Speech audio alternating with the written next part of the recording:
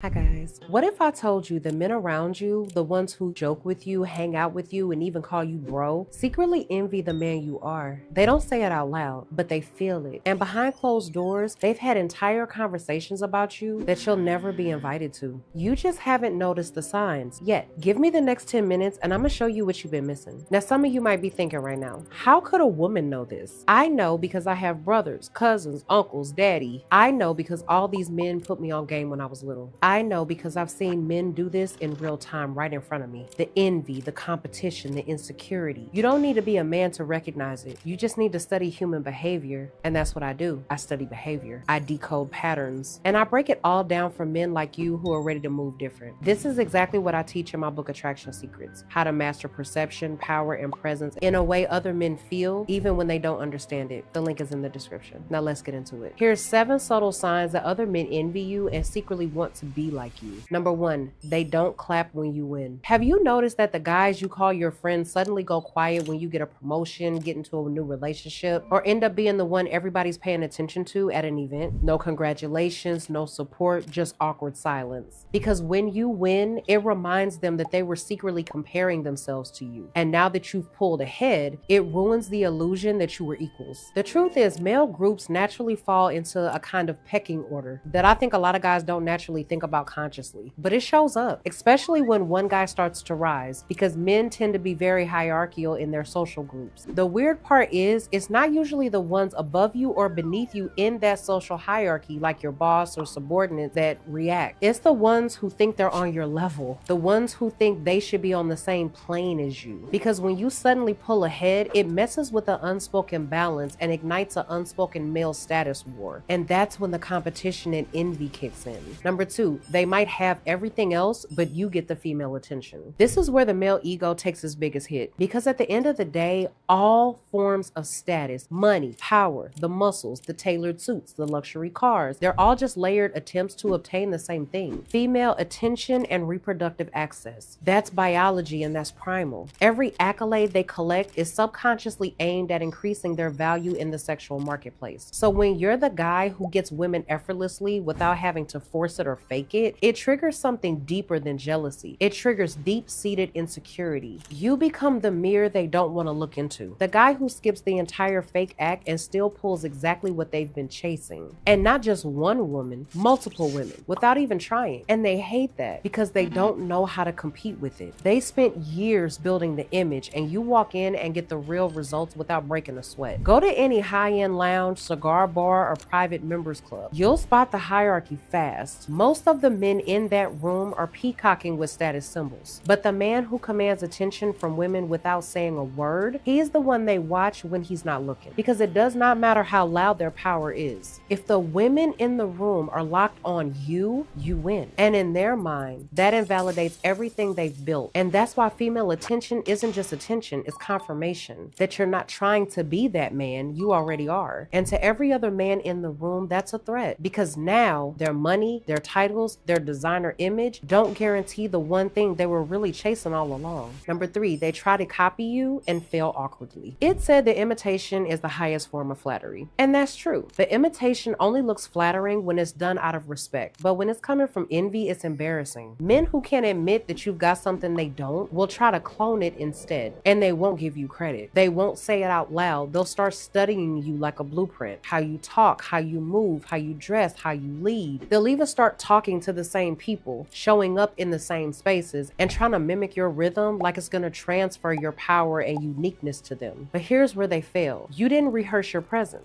The way you stand, the way you speak, it hits because it's aligned with who you are. That's why when they try to copy you, it looks forced. It looks like an act because they're trying to wear your identity without doing the work that forged it. And deep down, they know it. That's why they get frustrated when it doesn't work. They wonder why women respond to you differently, why people take your words seriously but brush them off. It's because presence isn't a template. It's built through action, discipline, and self-possession. And no imitation will ever outshine the original, especially when the original didn't need a manual. Number 4, they try to cope by putting you in a box. This one's so common, most men don't even realize it's envy at first. When another man feels threatened by you, but doesn't have the guts to admit it, he'll try to shrink you instead. He'll slap a label on you that makes him feel safer, like you're some basic one-trick guy who only knows how to do one thing well. That way, he doesn't have to deal with the threat you actually pose. You're great with women. He jokes that you're always chasing women or acting too smooth. But there's weight behind it. Like your success is just some game or gimmick. You're smart and calculated. Suddenly, you're a nerd or a know-it-all. Not someone with power, just someone with facts. You're lifting weights and building your body. You're the gym bro, not disciplined or driven. You're just the guy who lifts too much and thinks too little. That's how they try to frame it. See what's happening here? He's not describing you, he's projecting his insecurities onto you. These labels aren't for other people, they're labels for himself. Because if he admits you're the full package, a man with presence, intelligence, physical discipline, and social pull, it would crush his own perception of where he ranks. His ego cannot survive that. So instead, he cuts you down to one trait, one lane, one identity. He puts you in a box so he doesn't have to face the full picture. But the irony is, the fact that he needs to do that already tells you you're ahead. This is how insecure men cope with status gaps. They label what they can't beat. They don't want to deal with the complexity of who you really are, because the moment they admit there's more to you, they have to admit they're not on your level. Number 5, he tries to outshine you in front of women. When a man feels threatened but lacks the internal strength to compete on depth, he'll default to performance. Not because he's confident, but because he's terrified of fading in your shadow. You'll spot it in social settings where women are present. That's where ego screams the loudest. He gets a little more animated, a little more dramatic. He starts flexing stories that seem like he's practiced them. He tries to overtalk you, raises his voice, laughs too hard at his own jokes. There's this forced energy in everything he does, like he's trying to steal the attention in the room before it gravitates towards you. But deep down, he knows the room's already shifting. So he starts panicking. Everything gets exaggerated, his voice, his hands, even the way he stands. It's like he's auditioning for approval instead of owning the room. These aren't mistakes, these are survival tactics. Because nothing bruises the ego more than watching a woman become more intrigued by another man without him even trying. What you're seeing is a man trying his best to matter. He's trying to claw back value he never built in the first place. This isn't confidence, it's panic dressed up as a performance. Back in early human history, status wasn't just about ego, it was about survival. Men who didn't provide value to the tribe were either ignored, rejected, or casted out. And if a man wasn't physically dominant or couldn't attract women through strength, leadership, or skill, he had to find another way to stay visible. That other way was usually entertainment, humor, or exaggerated behavior. So instead of being respected, he became the fool, the loud one, the man who acted out in group settings just to keep eyes on him. Because invisibility meant you were socially dead. No status, no women, no legacy. And that same survival wiring, it still kicks in today. Now it looks like this: laughing too hard, talking over other people, bragging, being funny at someone else's expense, telling stories that didn't happen. That's not just insecurity, it's an instinct. A man who can't win on presence alone performs, because deep down he knows the moment he fades into the background, he's already lost. What makes this so powerful is it reveals more about you than him. You're not just another guy in the group. While he's reaching, you're grounded. You're not scrambling or desperate for the group's approval. You're controlling the emotional tone without even having to raise your voice or really even open your mouth. That contrast puts pressure on him, and he knows it, even if he won't admit it. Number 6, they try to belittle you in front of women. This one's crystal clear. When it's just the guys, they're cool with you, laughing, relaxed, no tension. But the second women enter into the mix, especially the ones who clearly pay attention to you, that's when it flips. Suddenly, they're cutting you off mid-sentence, dropping little passive-aggressive jabs, telling stories that make you look weak, making slick comments to embarrass you in front of the women. That's a dead giveaway. You're watching a biological power struggle between men, a silent fight to decide who sits at the top while women watch from the sidelines. That's not just social, that's evolutionary. In every species, males compete for visibility, dominance, and mating access. And in humans, that competition turns verbal, passive-aggressive, and psychological. It's extremely strategic. They're trying to lower your rank in front of women because they know women choose from the top of the hierarchy, and they know you're sitting higher on that ladder than they are. That's why they don't play this game with men they already outrank. They only do it when they feel threatened. It's one of the oldest human instincts. Tear down what you feel like you can't outshine. They don't want women to see you the way they do, confident, calm, naturally dominant. So they try to level the playing field by making you look smaller. But that effort alone alone is proof you're above them, because nobody feels the need to sabotage someone that's truly beneath them. This is envy disguised as just messing around. And deep down, they're not doing it to make the women like them more. They're doing it to make the women like you less. Number 7, they get weirdly competitive over things no one even cares about. When a man knows he's already lost where it matters, power, presence, identity, status, he doesn't just walk away. He scrambles. He starts reaching for anything he thinks he can win, even if it's meaningless. He brags about being half an inch taller. He tries to correct you on the smallest detail in front of everybody. He flexes about something nobody even asked about. Why? Because it gives him a temporary sense of control. This isn't confidence. This is a man trying to cover up what he knows deep down. He's not the one being chosen. So he clings to whatever scraps of status he thinks he has left. He'll try to put you in check over nothing. He'll argue about something no one even cares about. He'll obsess over some tiny win he feels like he had just to stay in the game. And he'll do it all while trying to convince you it's dominance. It's not, it's desperation. Because when a man feels he's outclassed, he'll settle for being aggressive even if no one's paying attention. And here's what men like that will never admit. If you weren't a threat, he'd have no reason to compete. But your presence exposes every single gap he's been avoiding in himself. So instead of trying to rise to your level, he picks petty battles because that's the only place he thinks he can win. That's a man trying so hard to matter. Meanwhile, you're not chasing wins that mean nothing. You're building value that speaks for itself. And the more you stay focused on that, the more you'll see exactly who feels left behind. Envy is the side effect of doing things right. Let them feel it and keep going. And if you're ready to take this deeper, to control the frame with women the same way, you already know where to go. Grab my book, Attraction Secrets. The link is in the description. So with that being said, until the next video, I'll see you guys later.